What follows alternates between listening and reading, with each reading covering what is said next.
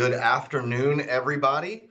I am Brian Street, Castle Group's Executive Vice President of Field Operations. I kind of oversee what's happening out in the field, a lot of the compliance issues, and helping our team really understand the SIRS requirements for our towers. And I'd like to introduce Donna Berger.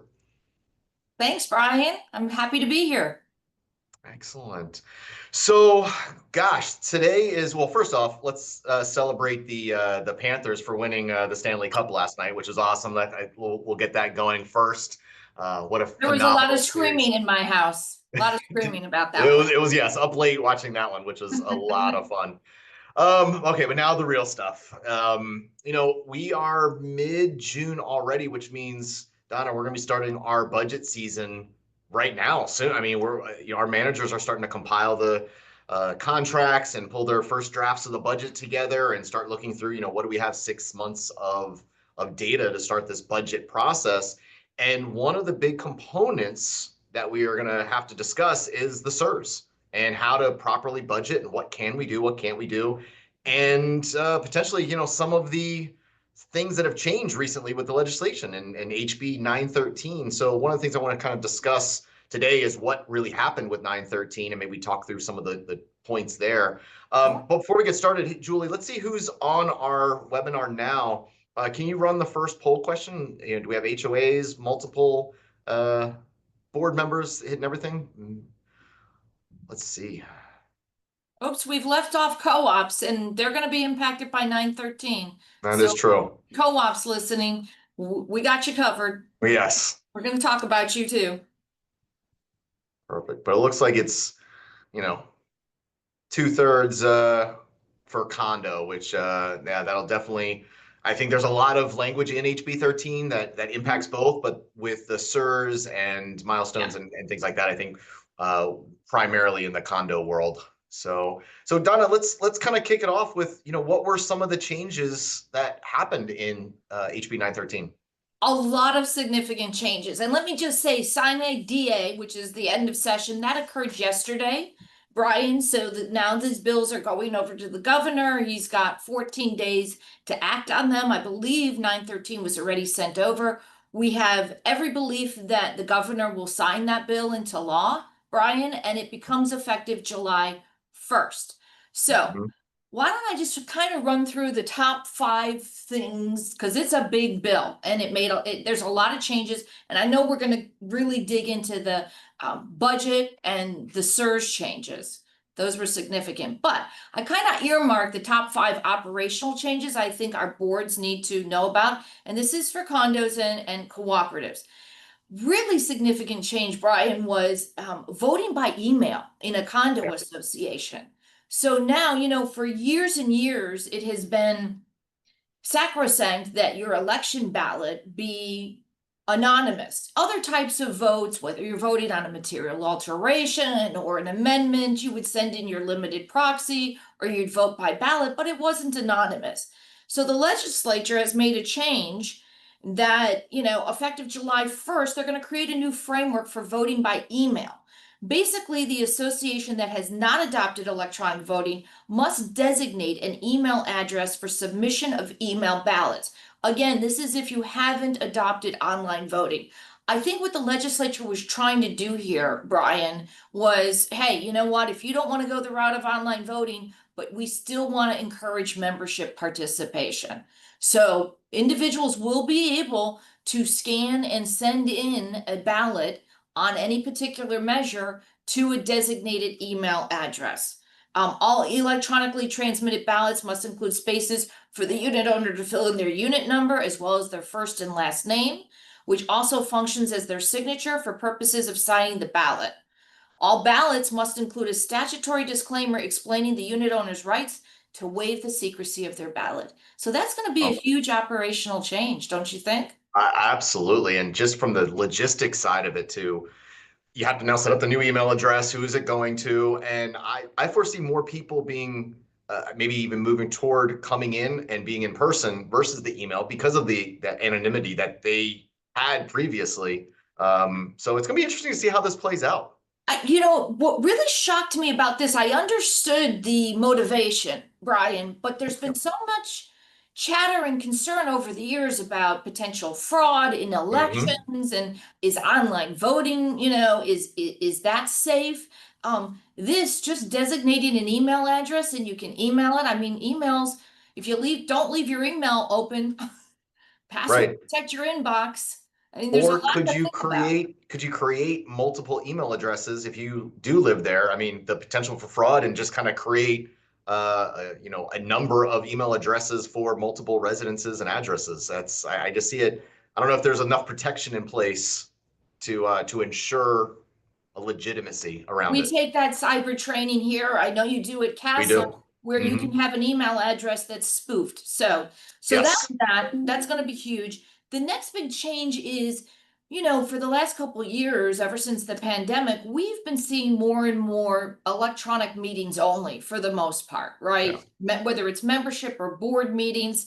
House Bill 913 has made quite a significant change. There's no longer going to be a Zoom only membership meeting. Okay. So if you want to have a video conference meeting in a condo association, if a membership meeting is going to be conducted by video conference, you now must have a quorum of the board physically present at the physical location of the meeting. I want to say that again. Yeah. You're trying to hold a membership meeting by electronically, what they're calling video conference, which most of us know is Zoom. Could also be Teams, I suppose. You're now going to have a quorum of the board present physically at the physical location. And I don't know, I've always recommended for certain membership meetings and board meetings, you always have that physical component, specifically for the election meeting, but even Mhm. for other important meetings, because not everybody's adept at getting online. True. That Well, it's gonna be. I'm curious because I mean, but for a normal board meeting, we're okay. We could still have it completely remote, and this is specific for those membership meetings. Well, it's for all meetings held by there's new notice requirements for all meetings held by video conference, as well as requirements for recording these meetings and requirements for retention. I didn't even mention that. All That right. meetings have to be recorded and saved, because a lot of times we've been doing these meetings and they've been taking minutes, but they haven't been saving the actual recordings. Now they must be saved, all these video conference, and they must be maintained as part of the official records, which means they'll be open to inspection. But let me just circle back. No, all video recordings or hyperlinks to video recordings for all meetings of the board, meetings of the membership must be posted on the association website as well. So that's covering both the board meetings and membership meetings. To answer your question about Wow. the physical quorum, that's for the membership meeting, which Hmm. is interesting. Again, I think the legislature had good intentions, which is we want to make these meetings open to more people. But think Right. about this. A lot of documents, Brian, have a provision that says a certain percentage of the owners, of the members, can petition to hold a meeting. If they think something is important enough, whether it's about a material alteration or an amendment or anything else, they can petition. Does this new language mean that if the board shows up and they don't like what they hear and they leave and there's not a quorum, does it destroy the meeting? Right. Or they don't show up in the first place, can you still hold the meeting? So, I hate to say it, often the way these bills are drafted really misses the mark in Hmm. terms of what the legislative intent was. And I will only, without getting too complicated, the other thing I will mention here is that from a legal standpoint, if you give somebody a limited proxy to attend a meeting, you are legally seen as being present at that meeting. It's the same thing online, that you are present if your board has adopted what we call the Chapter 617 resolution, and you show up just like we're on the screen right now, you're considered legally present. Hmm. So I think the legislature is looking at this as a corporal presence, which is your body needs to be in the physical location and not the legal presence. So I think we're going to have questions. I think so, and there's actually a ton of questions that are coming through the Q&A about this too, because obviously this is a big change as it pertains, and especially, I want to dive a little bit more into the video recordings now, because we have opened up to Zoom.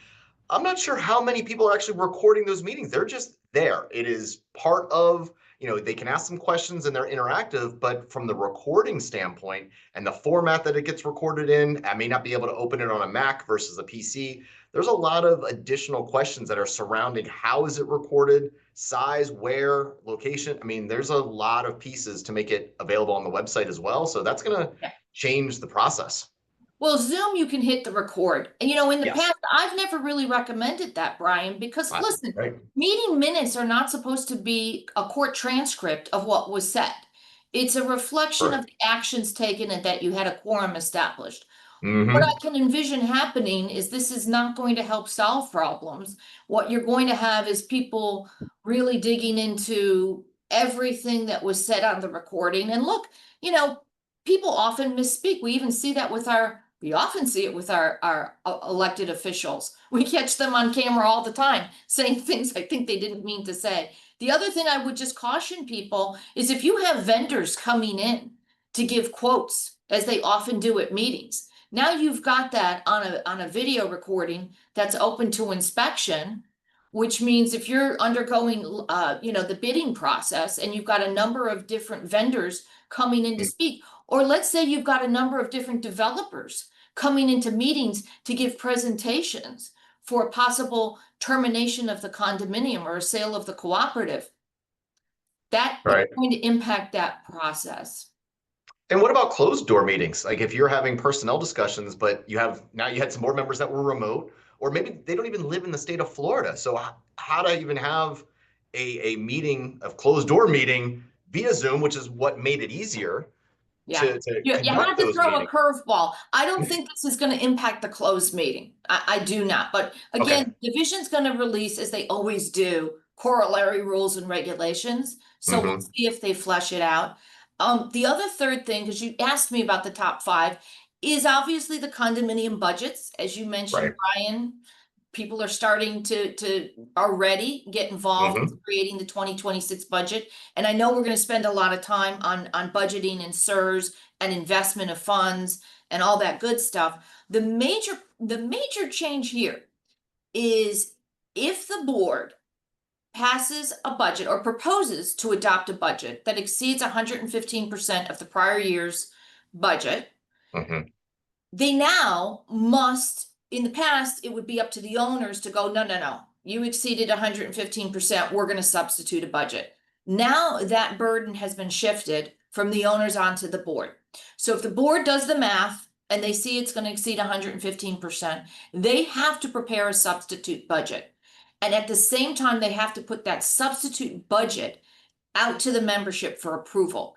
If a majority of the members don't approve that substitute budget, then the board's original budget is adopted. But that's a huge change. And the new law talks about discretionary expenses. And we just had a whole discussion statewide here at Becker about this whole bill. And one of the things that came up was, what's a discretionary expense? And one of the examples I used was a discretionary expense could be you're doing the SIRS repairs, the repairs outlined under SIRS in the milestone inspection, but now you add in an aesthetic component, okay? So you're thinking, as long as we have to do the concrete and as long as we have to do the roof, let's upgrade the lobby and the hallways. That would be, the aesthetics would be the discretionary. What I don't believe is discretionary, Brian, is projects that are mandated by the milestone of the SIRS. Although we've seen owners, I'm sure you can speak to this, who say those things are discretionary, but they're really not. Yeah, no, we've tried to avoid having, I like your, let's redo the hallways. We have new wallpaper, new paint, and things like that, the aesthetic side, because that's what people see. And that's how the boards a lot of times feel that they can get more support around the overall project, is because we're updating the furniture and everything else. And it's not necessary versus, from my engineering background, the true lifeblood of your building, from, the building envelope or your plumbing, electrical, things like that, that could be fire, flood, blood type fixes that you need to do. Everything else would be that discretionary. But in calculating, just from a clarity, I know last year, I believe the law changed where we excluded the insurance piece in that 115%. Are there other items now based on this new law that we can also exclude when we're calculating that 115%? Great question. So the insurance premiums, Brian, are still excluded. Any anticipated repair costs for milestone or SIRS excluded, and mandatory reserves, which are the subsection G reserves, those are going to be excluded. By the way, as well as the non-SIRS reserves, those are mandatory reserves unless a majority of the total membership votes to waive them. So I know a lot of times people think of mandatory reserves as just the SIRS reserves. It's No. important to remember that the statutory reserves for condos were mandatory for years. It means Yes. that you had an option to wait for your members to waive or partially fund them. And then remember 2 sessions ago, that was changed from a majority of a quorum threshold to a majority of the total membership. The total ownership, Yeah. right? So it's good, but that does help a little bit because obviously these big numbers in SIRS and the reserve pieces are a huge component now in these budgets. So being able to take those out, take out the insurance, which we know we're seeing it soften a little bit from a operational standpoint, the market for insurance, but it's still a major component of your overall budget. You take that piece out. We always say from a budgeting standpoint, 80% is probably your big contracts, from, elevators, staffing, insurance, things like that. So if you can remove one of those big components and you focus on those discretionary items, then you can keep it in line and hopefully under that 115%. Otherwise, you are making two separate budgets completely. You're making two separate, and you're now dependent on the members voting to approve it. You're gonna get this question too. What if the members don't approve it? Well, then it goes to the board's budget goes into effect. There's another change before we hop into the meat of today's discussion, which I just want to mention because it does have a looming deadline. By October 1st of this year, associations must register. This is condominiums and cooperatives. They must register with the DBPR. They have to create an online account with the DBPR. It asks for a host of information regarding your SIRS, regarding your construction, your repair and maintenance protocols. You've got to give the names of the board members. That's again, October 1st of this year. They haven't released the portal yet, but when they do, I know Castle, you'll alert your folks, Becker will alert ours. You also, boards have to update that information within 30 days of a change, and it has to be updated annually. The only thing I can say about this is that so many of our associations receive these lenders questionnaires. Yes. When properties are sold. A lot of times there's a lot of overreaching questions in there that it's very difficult for volunteer board members and even management professionals to answer. If this registration portal contains as much information as it's expected to contain, I'm hoping that just directing the lenders to that portal will be sufficient as a Interesting. substitute to the lender's questionnaire. I mean, what do you think, Brian? That's an interesting take. I agree. And we struggle sometimes in some of our boards, both HOA and condos, just to get participation. So we start putting some of these restrictions on what the board has to do.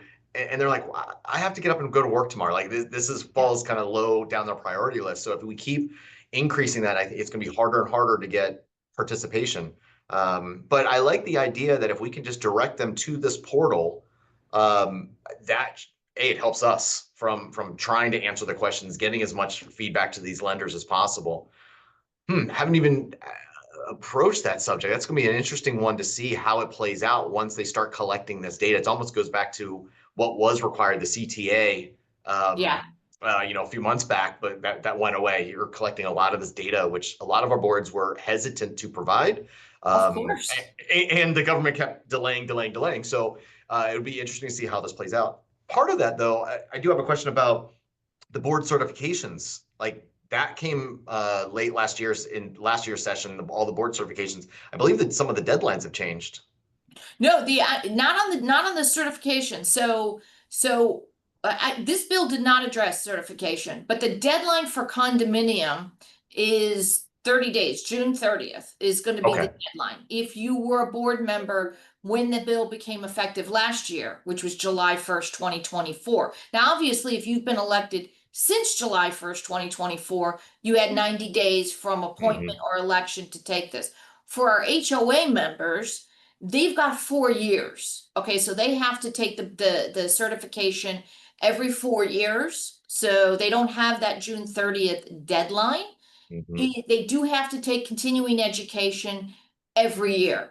So that's 4 hours continuing education for an HOA board member if they have fewer than 2,500 lots. By the way, if you live in a really large HOA, it's 8 hours of 8 hours. continuing education every year. Right. Which is a lot. I mean, I've heard some angst amongst our board members, especially, I mean, here in South Florida and Northern Florida have some very large HOAs, 3,000 homes and above. And that's 8 hours, but there's a lot of laws. And these last two sessions have been very in depth with some really deep seated changes, obviously, because of some of the issues that happened in Miami-Dade and the hammocks and all the stuff that we've read about. So I think you've used the word intent a couple of times. I think the intent is right. How we're going to get there is, I think, still a work in progress. Well, we try to make it fun. We do board member boot camp. We put them through their paces. I don't know, Brian, sometimes I play the General Berger. So, but we've never done an 8-hour one. We've done a 4-hour one, never an 8. So yeah, eight's a lot. So I think, let's see, from voting from email to the Zoom changes and recording the meetings, the 115% on our budgets. There's a lot to really stay on top of, which is why these courses are so important. I think, and there's been a lot of changes, and so that's I think the intent around it is there's been a lot of changes, and we need to stay on top of that. So do you want to jump into reserves now? I think so. I mean, with the last say half hour or so, it's going to be all budgets. So do you want to kind of talk about, I think the deadline changed on what's required. It did. So it was end of last year. Remember, milestone inspections and the structural integrity reserve study, or SIRS, were both due at the end of last year, 12/31/24.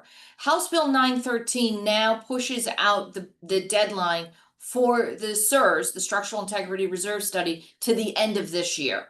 Okay. And I think, Brian, that was probably a supply and demand issue. Yeah, it is. We've been dealing with a lot of the engineers, and being one myself, they were always complaining, even last year, guys, there's not enough engineers, PEs, or reserve companies. And I know it switched to allow reserve companies to do a lot of this with, months to go. They were 6 months out. They were booked solid for their work in process. And I think that's just inevitable as you had tens of thousands of associations that needed to have this done, and there just wasn't enough manpower to get it all done in time. So it'll be interesting to see how this are they going to now rush? I mean, and I think they were still going. I mean, we always kind of said, show us the progress you're making. If you have a contract with an engineer or reserve company and it says you can't get started until March, that would be, I think, we were kind of given the advice, you have to show effort. Good faith. You're showing good faith that you're trying to get this done, but you're encountering some market conditions. So I think a lot of what House Bill 913 tried to do, Brian, was address and answer all those questions ever since SB 4D was initially passed, and then Senate Bill 154, the glitch bill. And now we're going to have another glitch bill from this bill. We know, I mean, it's inevitable, but let me knock off a few of the easy things. So that 10,000 catch-all category, when we're talking about deferred maintenance and replacement costs, it used to be for any item for which the deferred maintenance or replacement costs exceeded 10,000. That has now been increased to 25,000. Yes. We got asked a lot, can we pool these reserves? Remember, back when it first came out, everyone, can we pool them? How do we handle it? Yes. House Bill 913 has definitively stated that you may pool your subsection G structural integrity reserve components. You cannot pool them with non-SIRS components. So you could have two different pools.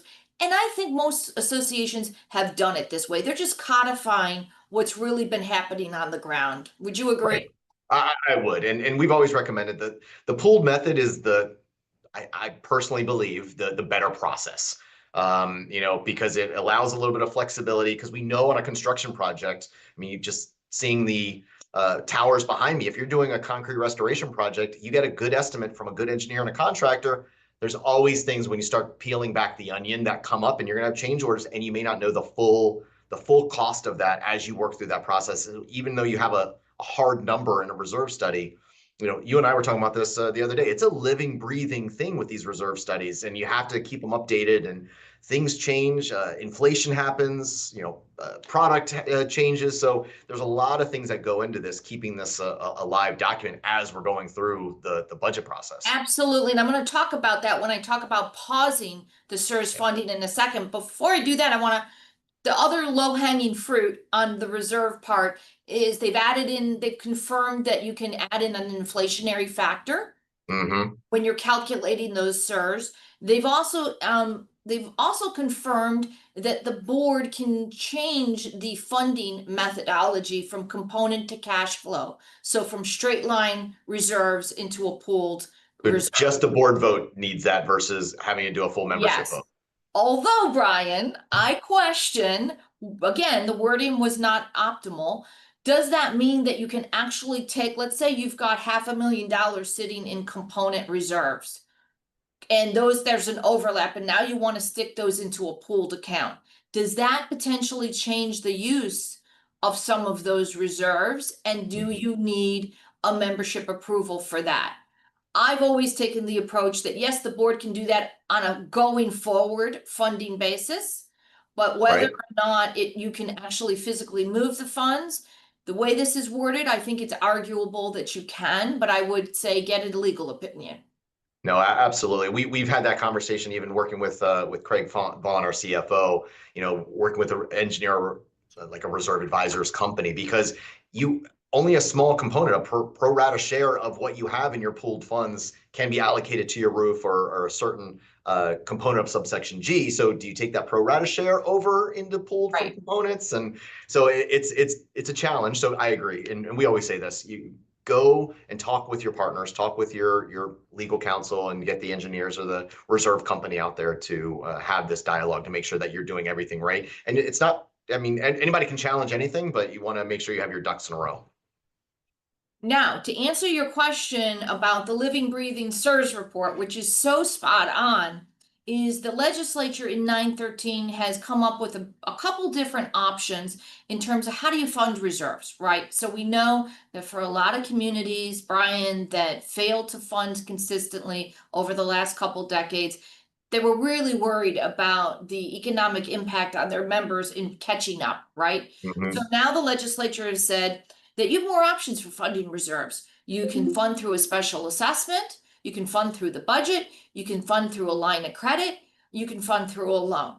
Okay, so you've got, before, if you remember last year, maybe even 2 years ago, there was really only one condo association in the entire state that could have used a line of credit as an alternate funding source, and that was a condominium that operated more than 25 sub-associations. So that was a very limited option. Now they're opening it up to everyone, but you need approval from a majority of your voting members if you're going to go the special assessment, line of credit, or loan option. Well, and we've talked about that just from a normal project standpoint, not even doing, as it pertains to SIRS.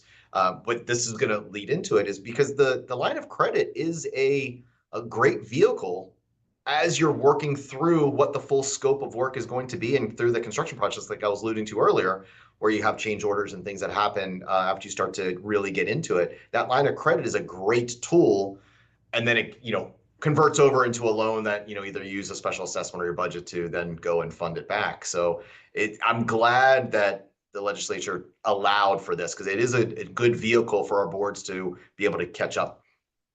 I would add to that, they've written it in such a way, Brian, that it looks as if you could, as a board, as an association, just get an open line of credit and then go back to your SIRS specialist and say, add that we have, a $500,000 line of credit sitting there that we can tap into whenever we need it.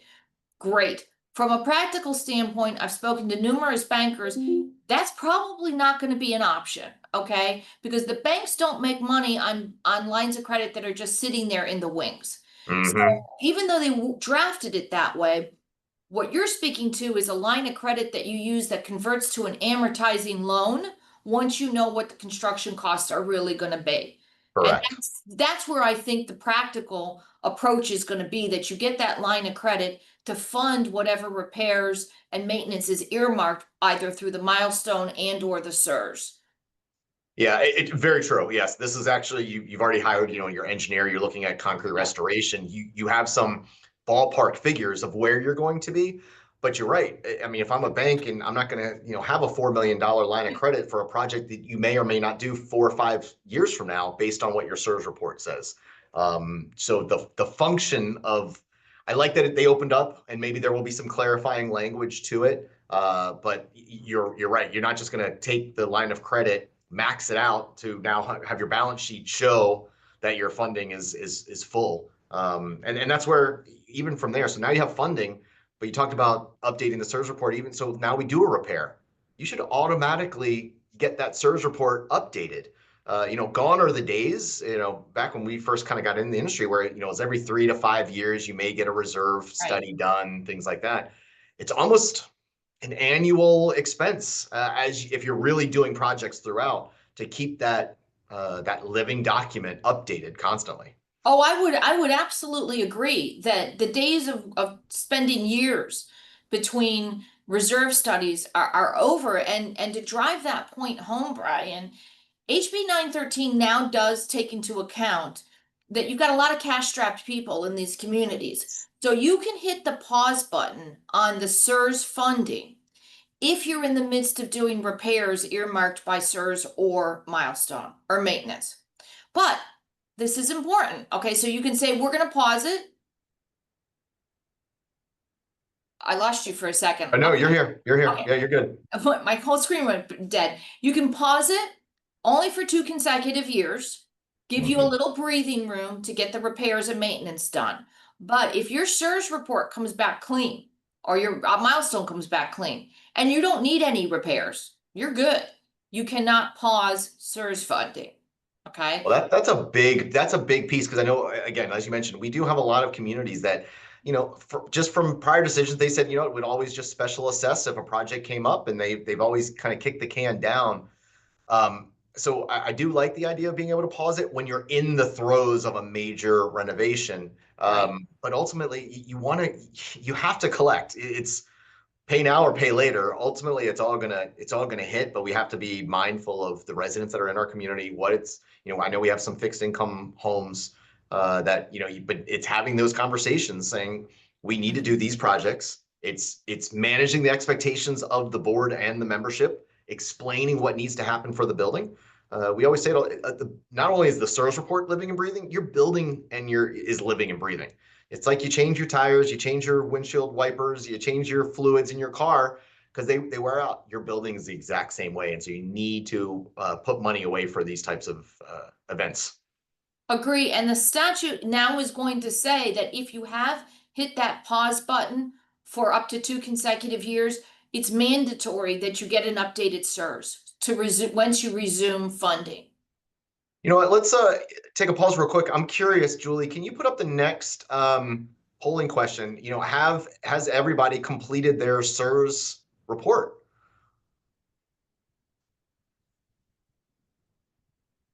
Good number with yes. That's excellent.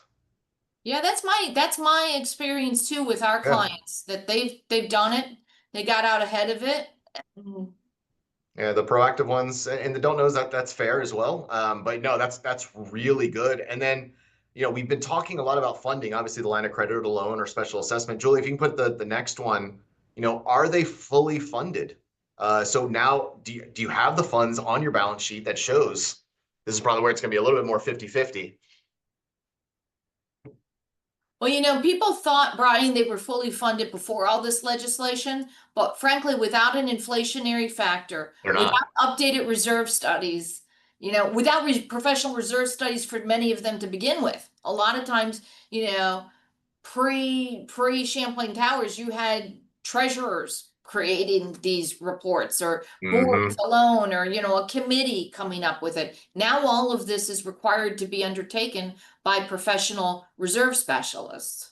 Definitely. I remember back when I first got into the industry, oh, my roof, it's 25 years old. Well, we have 5 more years left, and no real basis of we just didn't want to collect 5 more years, or we wanted 5 more years to collect more. So this is good. So 54% are funded.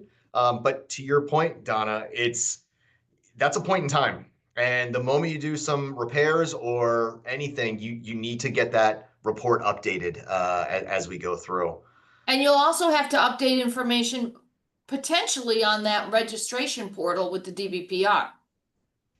Yes, that is true. It has to be updated. So once you get the report, so it's going to be an ongoing basis for your management company. We talk to our property managers all the time. We mentioned, website and record keeping and a few things from the Zoom calls. This is one of those documents that has to be, constantly updated, both on your website, available for your membership. I mean, the record keeping component is massive as it pertains to a lot of these new laws. A lot of moving parts, Brian, operationally, particularly for your industry. We're kind of the cleanups. If Right. something goes off the rail, I mean, it works well. We work hand in hand with management professionals to try, especially now with budget season. I think lawyers are going to get a little bit more involved in terms of compliance with this new law, but the record keeping is going to be huge. The website, I should have mentioned that there was another significant change under this, which is the DBPR has more investigative authority when it comes to SIRS compliance, milestone compliance, reserve everything. So, I know people always say, oh, they can't get around to everybody. I think the goal is to get around to Get everybody. around to everybody. However long it takes, we'll see. We're seeing that as well, and we're getting more. I'll call them just complaints in general, either from we all have some residents in our communities that 1% that we like to become the troublemakers or a little bit noisier, and we're seeing a lot more of these complaints come through of I didn't have access, I couldn't find it on the website, et cetera, for their document requests and a lot of the laws that went in play last year. But this will definitely be one of those items that your property manager has to keep up. One of the questions that came across, we've talked, I'll say in general, that the SIRS report's living and breathing. Is there a requirement that changed with this? Because I believe the first was every 10 years your SIRS had to be done. Is there a requirement to have the SIRS done now with HB? Yeah, well, again, it's the requirement we already talked about, was that anytime you change, if you hit that pause button, you have to update. If there's changes, if you've made maintenance and repair projects, you should update. So that, I don't believe they've changed the date, the in between, but practically speaking, they have, because all of these different options, if you choose to use a line of credit as a funding method, if you choose a loan, you need to go back and have that SIRS updated to reflect that funding methodology. Right. And some of that, I know one of the areas that came about is that kind of the baseline, never dropping below zero on the pooled method and everything else. And fully funded and fully funding and how are we doing that? I think there's just bringing your partners around the table to truly understand what your building, your specific building is going through, I think is my recommendation. We always say, let's bring in legal counsel, make sure that we're reading the laws the same, because we can't, interpret the laws, but then bring in your partners around the table, because there will be some nuances specific to your individual building. Yeah, I think it's a great point. I think the legislature felt the need to create a floor, a framework, some guardrails. And so Mm-hmm. baseline funding was, this is it. You cannot go below this. So when you get, I'm sure you've had reserve specialists on your webinar, Brian, they'll tell you that's different baseline from threshold and full funding. But it's kind of the this is the lowest you can go. I know you kicked us off, Brian, with the educational Yes. requirement. But as we're sitting here, like sifting through this bill, and we haven't even, we're going through it, but this is almost a 200-page bill. Right. I think it would be so useful for board candidates to also attend some of these classes, because I know in the past, because I've been doing this for a while as well, people would get on the board. It'd be kind of fun, kind of fun to be on the board and sit up there. Right. You really need to know what it means to be a fiduciary right now, sitting on a condo board, a cooperative board, or a homeowners association board. There's a lot of moving pieces. And I think for people who are interested in running for the board, who've never served on one before, or maybe you served on one years ago, the rules of engagement have really changed. So it'd be helpful for those folks to really have a clear idea of what's going to be expected of them if they do get elected to the board. Agreed. I mean, we have a board orientation. I know you guys do as well. And, that's one thing we talk, you're running a multi-million-dollar organization.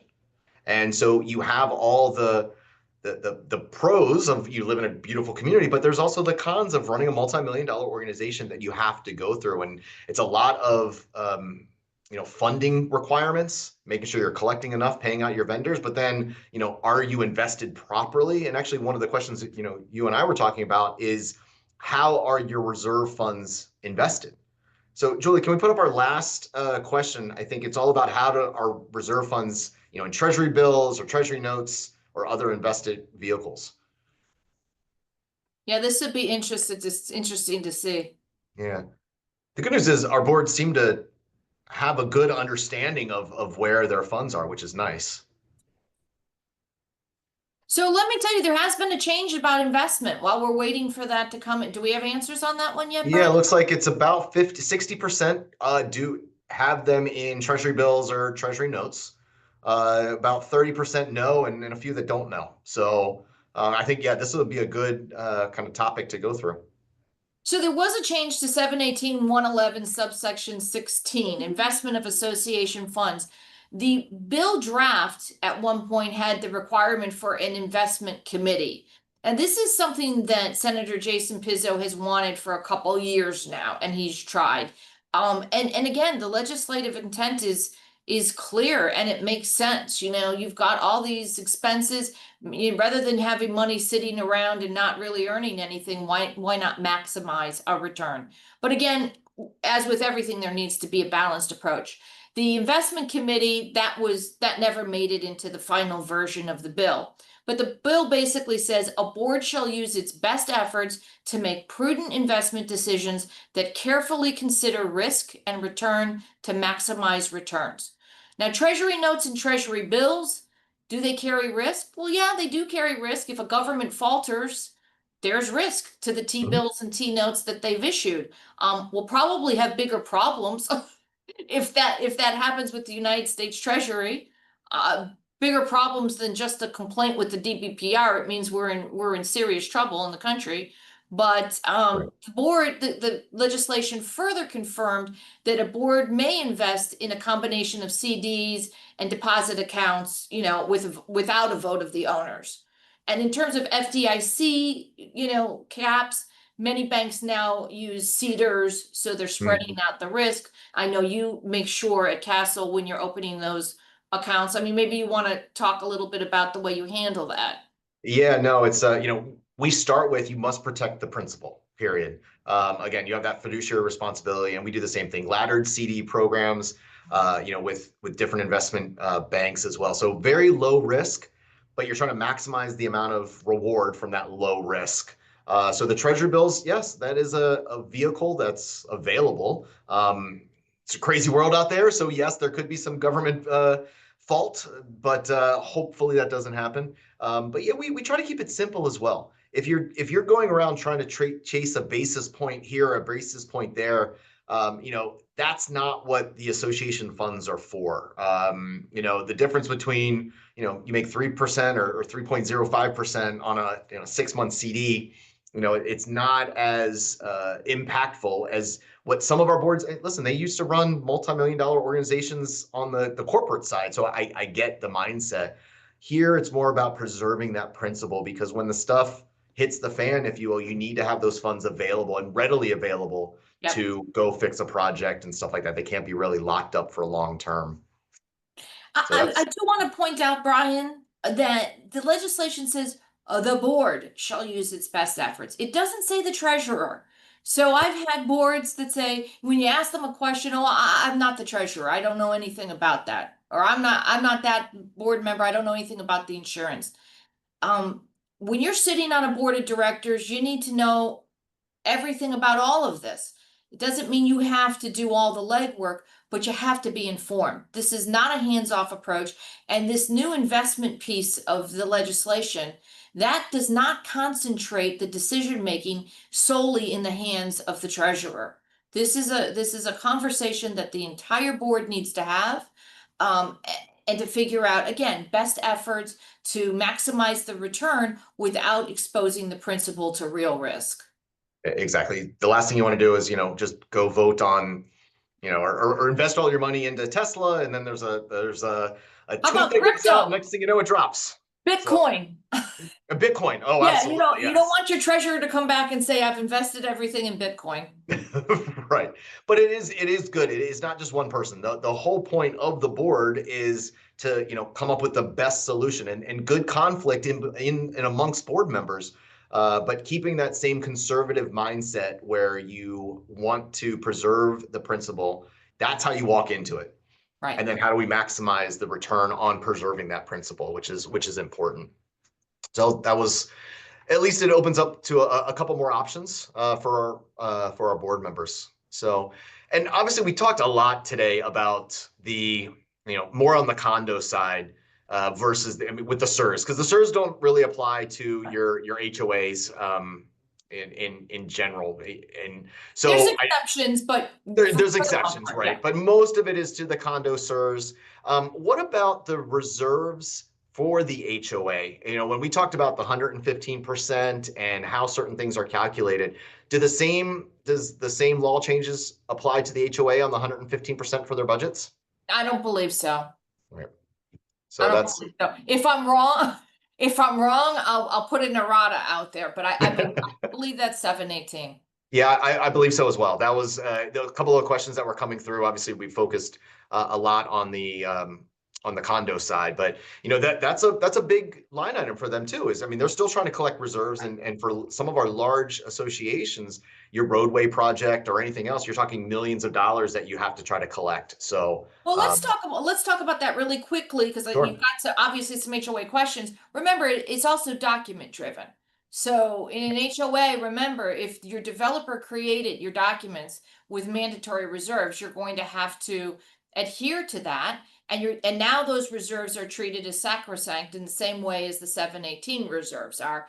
Or at some point, your members may have voted to mandate reserves if let's say you are responsible and own the streets for repaving, or you've got a large clubhouse, or you've got a guard gate and a perimeter wall. So you really do need to get with council to see if any reserves that your HOA is funding are mandatory. Right. Yeah, it's true. And again, I'll reiterate, it's bringing your partners together to walk through what that looks like and make sure you're doing everything properly. As we just reviewed the 200 plus pages on this one bill alone, and this is just a subset of the other bills that were in front of now the governor, effective probably this week.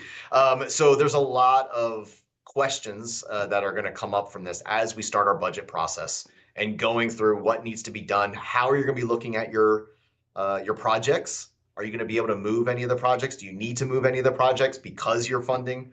So there's going to be a lot of questions that arise during this budget process that, management working with your partners are going to have to come together and make sure you have a good working budget for 2026. Brian, one important piece I didn't mention, and this touches directly on your industry, that boards are now required to confirm licensure for any management company with whom they want to do business. Now, I know that's not going to be a problem for you and the other biggies because you're licensed, but there are associations out there that far too easily sign boilerplate contracts. They don't do due diligence, and perhaps they have not been checking whether or not the companies or managers they're doing business with have active licensure. So that's an obligation that is now imposed directly by statute onto the board members, that they must confirm licensure. Yeah, it's big. We thought when that law came out, we're like, interesting that it's even an issue. Right. However, you also have to hold us to account. Make sure that even the big players are keeping their license active and updated, and we do. But there are a lot of I'll call the mom and pop shops that are down and that need to make sure that they stay legitimate You as a board, again, you're running a multi-million-dollar organization. Are you checking every single one of your vendors to make sure, including your management company, to make sure they're licensed, insured, and are able to support you to the best way possible? So a couple questions that keep coming up, as it pertains to the SIRS is, when we do a special assessment, and a lot of this will be document driven. You have to have some documents require a membership vote to even approve a special assessment or a special assessment above a certain limit. How could that impact, the SIRS if, say, you have to do a project, you get it, and you need a $1 million special assessment, but the membership doesn't vote for it because their documents mandate that the membership has to vote for a special. So how would that play out? So if you're going to do a special assessment to fund the SIRS, you need a majority, and that's going to be by statute. That's going to control. If you're doing a special assessment for an actual maintenance repair project, you're going to look at what your documents say. Your documents may allow your board to, and this is true for many of my communities, Brian, the board has the right to pass a special assessment of any size for maintenance and repair projects. They don't have handcuffs on them. So what I would suggest is get a legal opinion. Don't try to figure this out on your own. Contact counsel and say, we need a special assessment. Counsel's going to say, is that to fund your SIRS? Is that to fund repairs? They're going to go into your documents. They're going to look at what your documents say. They're going to look at what the statute says. They're going to give you an opinion. Yeah, because it could be, across, as we mentioned, like if you live in a condo and it's your roof repair, which is part of the SIRS, but you are funding it anyways, you just need to do a special assessment for whatever reason. That's where they can cross lines, and again, making sure that you do everything right, because you want to have all of your ducks in a row before you're sitting in front of the membership with these decisions and with these discussions. And there's case law out there that supports the board not being handcuffed by any requirements in the documents for special assessments that are needed for maintenance or repairs, particularly for life safety issues. Excellent. And then I know we're kind of wrapping up some time. A couple of questions came up, and again, I'm going to go back to almost to the beginning where the Zoom meetings and the quorum of the board in person versus everybody being on the Zoom. They're just looking for a little bit of clarity. So is it a majority of the board that has to be in person, and others can be remote? How? Yeah, or it says a quorum. So it says, so if you're a 7-member board, you need 4 of your directors to show up at the physical location. Excellent. And then everybody else can be Zoom, which then you have to record, and then we have to make sure that it's on the website. I think that one right there will be the most, I think the biggest change, because some boards record their entire meeting and it's posted to YouTube. So now it's putting a link to the YouTube site onto the website as well. I'm not a big fan of putting these things out into the public sphere. Okay, it's different to maintain it as a private recording, and if somebody, Brian, asks to see it, you've got it. But if I'll give you a classic example. I would attend board meetings where they would take roll call at the beginning, and they would say who was out of town for 2-3 weeks in Europe. I don't know that you want that on you. I don't know that you want that information on YouTube, that there's an empty house in this neighborhood for 3 weeks. So I think you really also, now that this has become law, or is soon to become law, I think you really need to have a meeting participation rule on your books. You need a document inspection rule on your books, and a comprehensive one. And if you have these rules, but they haven't been updated for a couple of years, they need to be. Definitely. I think that's big. So with our last couple of minutes, I know we've talked to a number of topics, and I think we really just scratched the surface of HB 913. What are some of your recommendations to our board members that are listening? I think we have 330 or so that are on. I apologize, we haven't been able to get, you guys have been asking some great questions on here. There's probably 80 more questions that are still coming in, so I appreciate that, and we'll get to those at the end, and we'll follow up. And there's some specific ones that kind of make it difficult to kind of interweave.